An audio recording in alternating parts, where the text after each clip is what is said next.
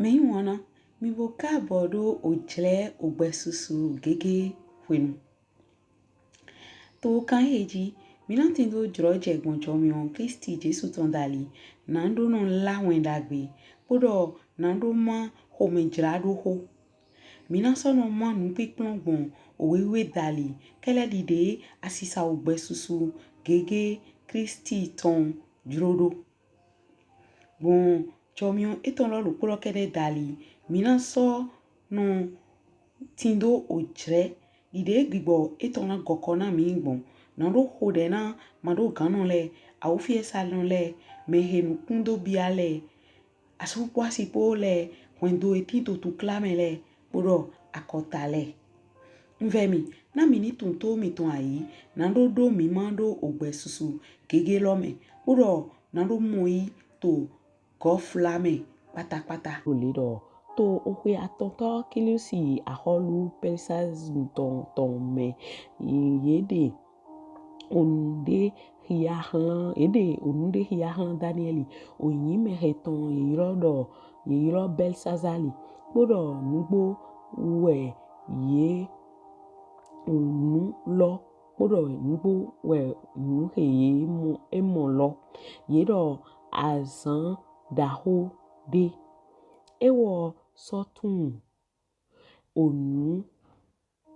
lo boso do tindo mututun mi moloton to azan eleme nye Daniel to awubla ose aton pete nye ma du akladagbede mo olọn kavi oven ma wa onusheme mo nye ma so sa misisa de lala kaka yedo ose aton lo pete pe podọ to azan konukun eneto osun titan tome le nye tin to ada oto lo tome heyin idekeli ye zenukun shele daga bo pon bodayi ego tawede sion adavo tawede sion alavo adaja mehe ton yeyi sika dagbe ufazi ton do gba jana agbasa eton ga tin taidi belili podọ nukume eton di ohwe sohia ohihlono ton podọ nukun eton le di sogban mion ton le podọ awa eton lèko afọ eton lèko jijọ to oyekan mehlan ogan ve susu podọ ogbe oho eton ton taidi ogbe agundaho deton podọ nye Daniel kerewe yemu numimolo na omehe tin to de le mamo numimolo gba shiba siso daho de fleje yeji yeso hoi nado hola yede mowe yejo yede na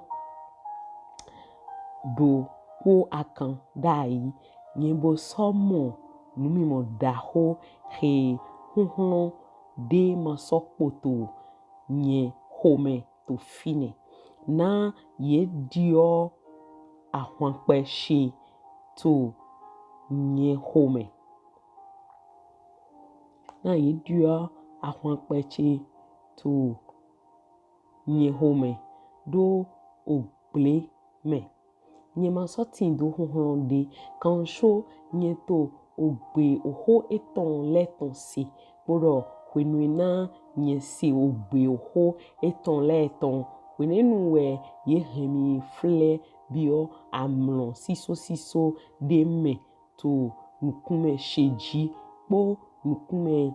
she po hlan ayigba boda yego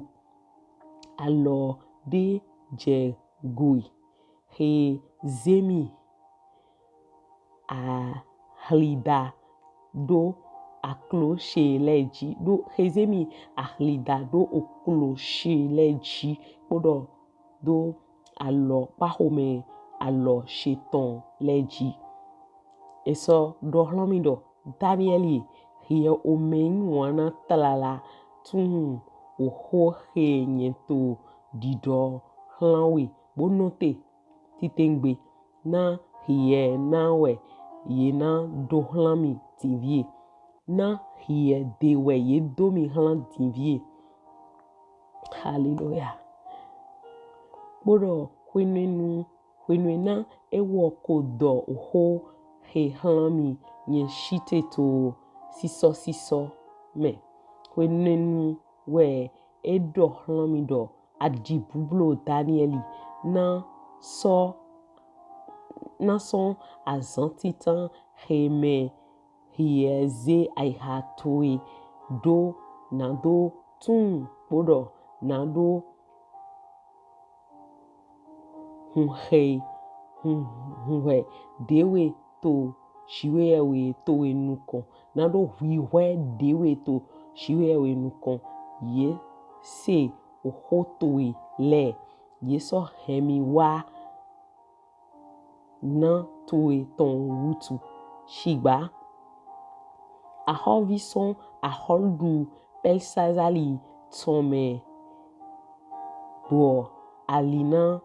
mi azan konukun klon aliona mi azan yo shigba ahovi son aholdu pelsia tome bo alina mi azan konukun dopo shigba kon Mikaeli dopo to ahovi nukonton leme wa nado OWALỌ nami podọ nye so don do fine to aholu pelsia ton lede tivie ye hemi wa nado hewe tun nu he nado jo ometwe lego to azan agogbone leme na numimo lo gbe so tin na asan susu podọ hwenwe na eko do ho hlami keredi oho lele nyeze nukunshe do hlan aigba bonyi mbokpe boda yego mede taidi akpajle visun gbẹtọ lo te ton do alọ unuflo she lego hwenenu we nye ken unushe bodọ hlen evo he shite to nukon shedo Oklunọ she bo numimo lo ton dali ye he awubla she ledio to Odjè he nyema sotindo he hronde na nawe devi Oklunọ she yéton sọgan doho he Oklunọ she nawe devi Oklunọ she ton sọgan doho he Oklunọ she he do na nyento na nyeton to tivie honhlon demi tin to nyehome mo nyemaso po bo funfun dai to nyehome gba hwenenu we mede taidi awuso hia gbẹtọ ton deton sovo dalọ kui bo na honhlon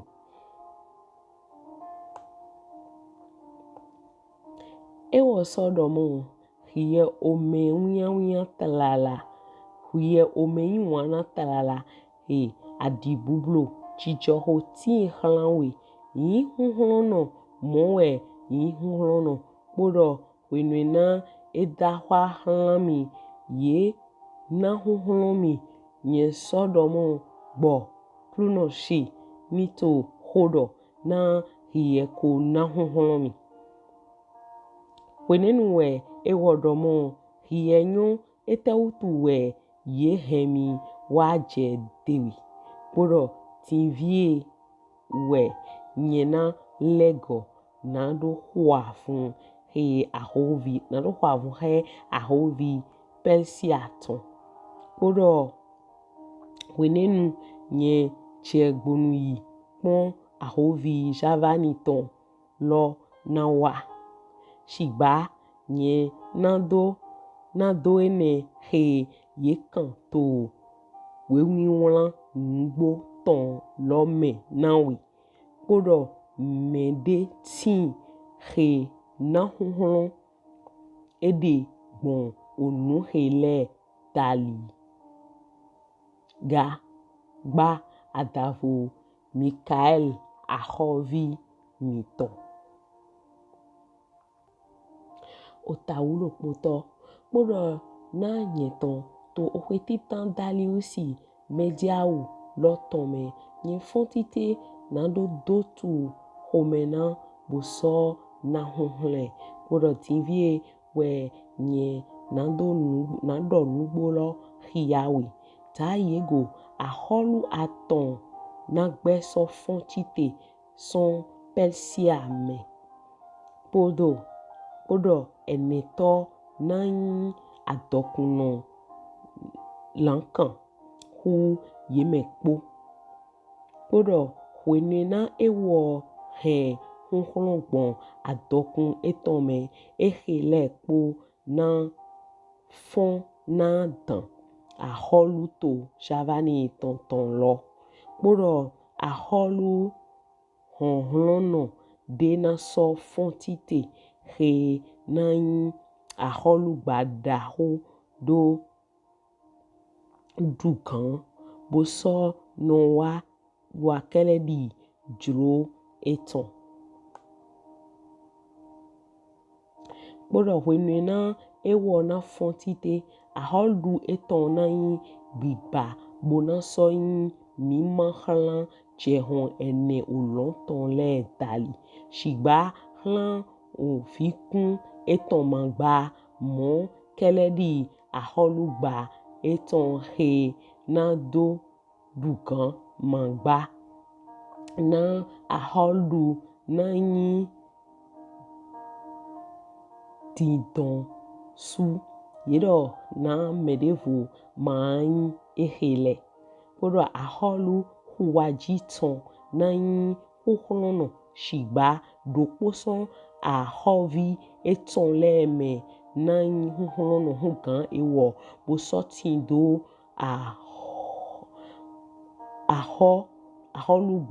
aholu gba eton na yi aholu gba dahode podọ to okpodo whlẹton yena kon yede dokpo finyonu aholu huwajiton ton na wajẹ aholu agewajiton de nado basi alosi dokpode shigba ewo mana mo hlungan awa eton ton gba mo ewo mana note mo awa eton ma gba shigba nyena jo ewo do po yehe he wa lèko po ewo he ji yikpo po ewo he na hlungan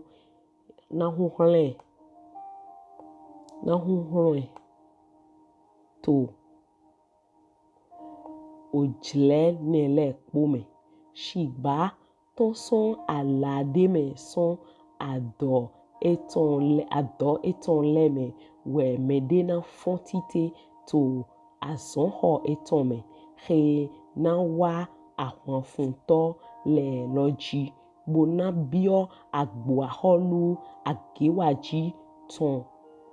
tome bona zan do yego bona so klonu podọ ga yewe yéton le po ahovi yéton le po podọ zinzan yéton dagbe fataka ton le po sika ton le po we ewo na be meme glo yibio Egypti me ewo bona so don ohwe fude do kodo son aholu akewachi tonde ewo bona so wa bio aholu waji tontome shiba ewo na so lego bio aigba eton lo sume podọ visunu eton le na fun ohun bona be agundaho hunhun le ton de pli ewo bona so waga bo gofla bo so juwai ena so lego bo fun ohun yedo che agbo eton ji yena so yi fifiye do fun adan aholu waji ton bona so jegbonua bo wa fun he yedo he aholu akewaji ton ewo bona so ze agundaho de jegbonu agundaho lo na so yin jidlo do alọ eton yena so ze agundaho lo yi aiha eton nado so yin sedaga ewo na ze foton awo lelia ishigba ewo mana klonu gba aholu akewachi ton lo bona so lego bona so ze agundaho tlala de hu konto chegbonu ena so wa aga to opodo Odjè le tonji yedo na ohwele po ahwangbe daho de po tokun kego po podọ to Odjè ne leme finewe meme sunu na fontite to aholu waji ton loji ga ovi hunrono ton le to ome to ele shenshen na so ze yede daga nado he mimolo ledo shigba yena jai mowe aholu akewachi ton na wa bodran o toko de bo so yi to daho odokono le lo podọ awa waji ton le mana klon aliname kavi ome shian eton le kavi hunhun de pepe mana tin fine na do klon ali na megba shiba o ewo he we chai na wa keledi ojro eton titi mede pepe mana so note to ewo nukon ena so shite to aigba kigono lo me podọ olọn eton me he husudo nate ena so ze nukume eton do nado wa po hunhun aholu eton ton pete po bona basi nuyiwa alọ sindo po epo ewo bona so wa home eton ewo bona so yi fi yonu le ton lo ne nado ve shiba emana shite gba mo masona tina ewo gba ehe godo we ena lenukume eton hlan hu to yigbalẹ bona bẹ susu shigba hlungan de na hen whlẹ ye ma gbọn ewọlọ dali nado do alọ te mọwe humo ewọ na hen whlẹ yéton nado dio do eji wenenue ena so dio nukume yéton hlan agbo ayigba yéton lọ su ton le tali shigba ena dahli bojayi boma so din demo ba wenenue mede na shite to azonho yéton me he na hen asu fanto de nado gbọn gigo aholdu lo ton me wai shigba to azanfu de me ewọ na yin gbigba mo adime magba mo to ahọn funten magba podọ azonho yéton mewe gbẹtọ whlẹngan de na shitete me he ye na ko na ogbegbo aholdu lo ton hlan gba shigba ewọ na wa to Odjè blewo tome bona so yi aholdu bon whlẹ ko lo dali. Hallelujah. Hallelujah. Welo hihi agbọn ko yi Odjè mi ton cheju konukun awemo shigba mi na tenko na hwesi na to kleume bo ni mi na rokon to weta Daniel10 wo ton lo me nko dona mi do won ke o ye ma to weta lo le de ho do de do eyin mi hihi ato mi na mo do apare tin ye do de na Jiwheyewhe to do bo mi hi ato akpa chen ni to lo me de na yi do ka bo whlẹngan to Klisti Jésus na wa bo akpa he me di Yesu a hen Daniel so akpa wo to lo kaka wa akpa wo do poto ota afọ konukun do poto lo Yesu a hen so inu mi mo he do hi ado mo lo me whlẹngan to Klisti Jésus eko tin to hwehwe nu hwechodo wa ta idi gbẹtọ to ayigbaji bo ni mi na monukun me je me o na ve mi do mo lo mi ni so vo lèko bo ihia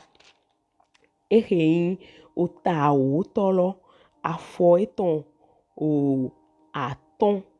Odjè churukpo pine we ye de tana bo do hia do medewe edo ehein afọ he hwakwe afọ lèton yovo gbe irodo lèn bo esin ehein gbanu sikaton do ehein alinyeton wo bo ni mi pon tadena lo le to fini mi na mo do esogbe ha tadena de ye jan lo sumo to numi mo yéton me to oto de to ye helesun ehein kan ni mo gbenu tote bo numi mo lo edo hia do Klisti Jésus e ma yin ovi he wa jikele do gbopo me he o weche do jido gbopo me eko tin hoho iwu e mi na mo do me de na no mla Klisti Jésus do me hoho azan le ton we ana do na we ka gbon iroro iwa ji ta idivi iro mawu ina mo Jiwheyewhe uto bona mo Jiwheyewhe ovi ni akoyin me kono hia wewe bo ate abio o sohale me he no do proverbe amo do mo ota chantonto edo de Klisti kotin do whlẹngan to akpara Jiwheyewhe uto bo ahun dato to ayigbasin eheyin to bwebwen bo ni ndo hi anu eneleli home no humi kaka bo no modo mìwlẹ lo su gbẹtọ na mi de mi ko tin whlẹngan nu poto Jiwheyewhe po hwecho ayigba do tin ma do ho su pogbon fine ta awulu domi nsu awa hwe de hun aba hwe de hun bleun lo so sweet bo o Daniel ta o ton lo e do remi nu endom lo nu yi wa Daniel ton lo e gba poto nu pon mi janwe torí nu yi wa e ton lo en le teme u me we de azan ko nu kun lo po do chefo na do tin Jiwheyewhe na do mo nu kun je Odjè po sa he po me te po nu ke na jole bo ye donde le hiye to kudu shigba mi na mo no bele so o ta o lo kaka wa so yi o ta wuro poto lo afoti tan do je afokonukun do poto ye do hiya do akotale do tin teme ye ma tin tata ye ma tin vlanchan hiu o ache pipa gbigbo me ton le to kudu na yi uwe mi na mo do o Klisti Jésus etu mo hona Daniel to hwenen do ache pipa Persia ton eno sota jo mìwlẹ ton uwe zomo de ko be degbon o de ton ko ya loke yi bo o gbe o ton son o fin Jiwheyewhe ton do ye ni wa bo ane tumo nu hele ton shigba gbigbo hedugan na ache pipa Persia le ton lo e glon li obo wa fun po Klisti Jésus po we an pon an do ha mede mati mo gano te to nukone ne mede mati mo gano te nukone shigba mi na do yemi ni do yemi mi ni nwe na mi do mo ke ache pipa ne le ye ko yin fi free so Jiwheyewhe de when de ahovi gba evetoli na Jiwheyewhe uwe ni emo jro jeri do Klisti Jésus e jande yi wa gbe to ayigbajile ye no to singidi ji monko singidi yéton uwe no he ayigba le hwan bo mi na mo no o mi ono to tuntun so ayigba me singidi yéton we de uwe no he je hon beto hunde le jibo mele no don nde na sa do bai bo ho me gble na no je Klisti Jésus ji bo ena no do ho na no je nu kon na nle shigba comme de baba auto egbe bo gigba ito me e ma do de pode e no tempo mo no do maîtrise de lui-même mayon de nado to kugbe me e no hende go bo em no wa nu ejure o eso ndo na Daniel ni mi to nu kon yi to we ta lo me o ta wo lo si odo do me ne pepe mo no wa logo ni mi adavo Michael aho o ache pipa gan e pache na Israel le we amo o toro propo do ache pipa gan eton to gbigbo me holodo mi bo tadagbe de to ache pipa gan gbigbo me ton ene lo le me wenu de ye juba na Jiwheyewhe gbale Jiwheyewhe no ya holu to o to loji po o to he ho podo podo ye po we ni mi do hia mi na mo no wenu seriously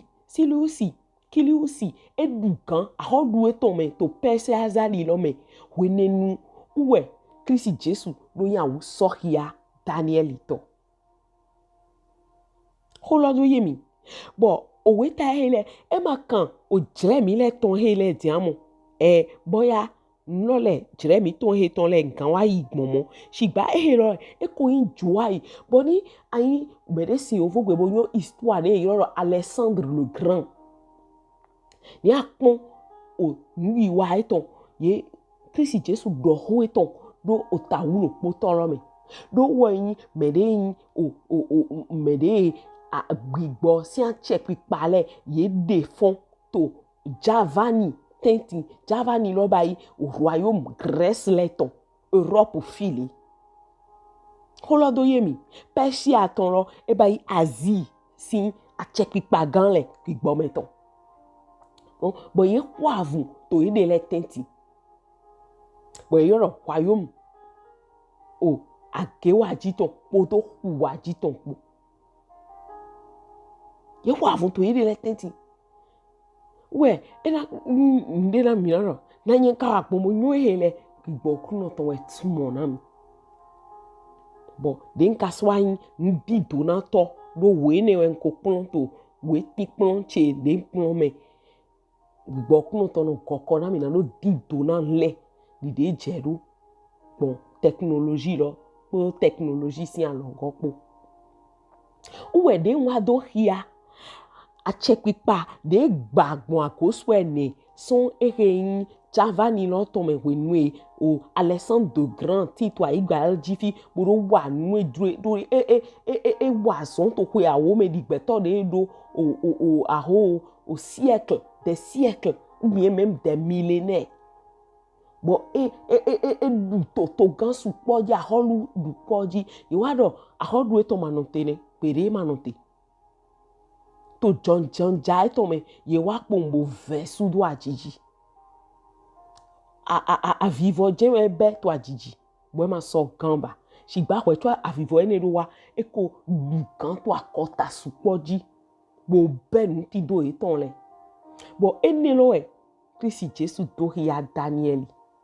Bo termina de son fle na we na nyolo ni mìwlẹ lo su mi ze mi de lo ken opo Jiwheyewhe na do no hia mi mu e ka ote ko to di do hia mi de no lèko do ton na igbo o di do hia gbẹtọ su po bo e ma tin gbẹtọ le de na ro nyenyo de ngan ba igbo ntoli Jiwheyewhe do sure we ne do no hia we ne ajefan kunji do mo ye dole e so ron die nando Jiwheyewhe bito edo sure we ne do nu wi whlale hiawe do pon akota le dalide le na igbo bo ayi mi o fan bo je kukunji do ye do hia mi mo eno die bo ma so no teba toni uwo en Jiwheyewhe nu wi whlale to mi na mo to ta wuro polo ji ta wo to wuro polo sin ko to ni mi o hia po edo na Daniel henu hele wi whla Odjè godo ton lewe ni mi o to nu kon yi to ta wuro po tolo me mi na mo de ye dodo men kule ye fon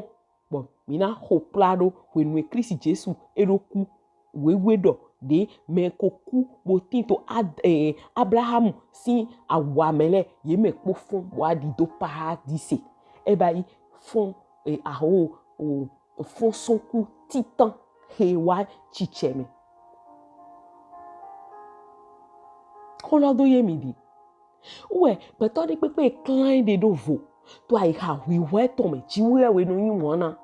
Sako to ki kambie. Na nloja ido bele so hwen do to me. Je ki kambie di do hwen do cheme. Na we lonjo ido. Na we do ido. Na we anga kokona ficheleru. Etengan lo wa na yi. To le. O to le ni eye si bo edo bi ba ni mi pon Congo to Côte d'Ivoire mina mono Jiwheyewhe de yewe gan susu fortite bo ye to no wi whlale de to gan de ma nyo sinale ye to yewe gan de le dese ye to de le su do ogame ntoli wende ne lile bo jemole a holu Klisti ton wa jete janwe no jete do to leji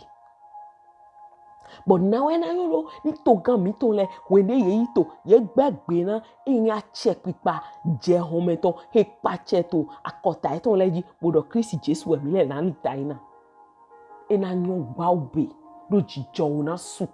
fifa na su me whlẹngan to ma yon klo me whlẹngan to ma yon nudome me whlẹngan to ma yon mezun me whlẹngan to ma no di nyiran meton dagbe we no di me henyenywe bo ye tedo ego to ngbo le ma mo bo edunya ni ka teso ajobo eta ri do edunya enyo de no ba igbo ro ko ki ku eton yi to pesan eton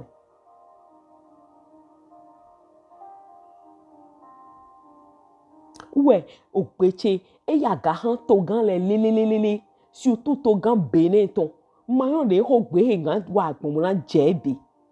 do Odjè me mi te di nwe do yiwalọ e ma nwe na gigo Klisti Jésus Misi Ogbeche me wana président de la République Patrice Talon e ma yin ogbenyen ton o namẹ we son Jiwheyewhe de mi lèko son ehin opipa nume senton le godo oze mi de na Klisti Jésus na whlẹngan oto mi tonton ye ma ze mi do fle na mide ye ma ze mi do fle na kota mi ton ye ma ze mi do fle na odro mi de ton titi ye na kan bi omi de mi na droje to viro proporo bo to viro propo mo jeme mo droje bodu ogbe bodu vivi oto aigba he Jiwheyewhe da eji do ton mi ma chi hoche seblo mi lile sanme bo di Jiwheyewhe ena so do ede hiyami me sele ma whlẹngan ye ma namẹ gigo mi ma pono wende president Thomas ya iboni eyi gan bo ma bayi do dide jero abi mi gan henu apanele ye ma ya son lo wa dide jero bo legba hene nado singan to fli a holu eton jedo bo na teme me heyin me seleton bo chi me sententin blo o ye to akwa do iro mi olọn Klisti Jésus ton olọn Jiwheyewhe me datoton e to akwa do iro mi me yin wana président de la république passer salon e do mi ni wa juba na emi ton en gigo ma fo lo mi na to do me no kai me he bo to ho do ma yin me de pepe me dide Jiwheyewhe ton de do vo de ma yin de do vo pe vide uwe mo droje lo yi to ho lo do na mi dogbon kokona bibo Jiwheyewhe ton dali ma so yi nkan kan mo ho de do ho gbe he lo ni do ho to ai ha mi to me ho de do ho gbe he lo ni do ho to ni le mi to me ho de do ho gbe he lo ni ho do mi bi amlo mi to me na lo singan lo do siso Jiwheyewhe ton na mi ntoli mi to drede meti bo Jiwheyewhe wo su yigbe na o fontite akota leton mi na mo do akota vide me ne ma so to budi na me ne na lo singan lo do ho nugbo na me ntoli ma u ton yan yi gba podo nu edemele po u ton yan yi ho gbe lopo nu edemele po e ma gbẹtọ ton mi yi dagbe bo yi wa dagbe na to vile mi vo pon réforme yo de mi ganze wale bo to vilo propo na lo vun bo moindre to vile me na lo singan lo yin me mo droje na lo singan to du ogbe de Jiwheyewhe na ogbeto le poto ayigbaji to zenzeme ma do depo ma do de do vo egbe ma ho de na mi de hen gan ho wen ho na me ide ye goko na mi do to egbe o ho Oklunọ todo me he do to ni se nu he gbigbo Oklunọ ton to didona gbẹtọ le wewe me agun Oklunọ ton e do sigba to jile me he do to ni se nu he ogbe Jiwheyewhe ton e to dido han gbẹtọ le nu gbo e do iro gbẹtọ sigba ogbe e ma gbẹtọ ton ma o ton e jelu kan bomina dogbene de mi yi wa do to wi wa do propo me lèko wa juba na whlẹngan to wen son Tukla ma fo lo me ma so yi nkan gan mo eyan mi ndo dochi bo so yi ndo do me whlẹngan to me da ho che pipe Klisti Jésus ton e so Jiwheyewhe to jile mi ton ogbe po ogbe susu keke po we e dabo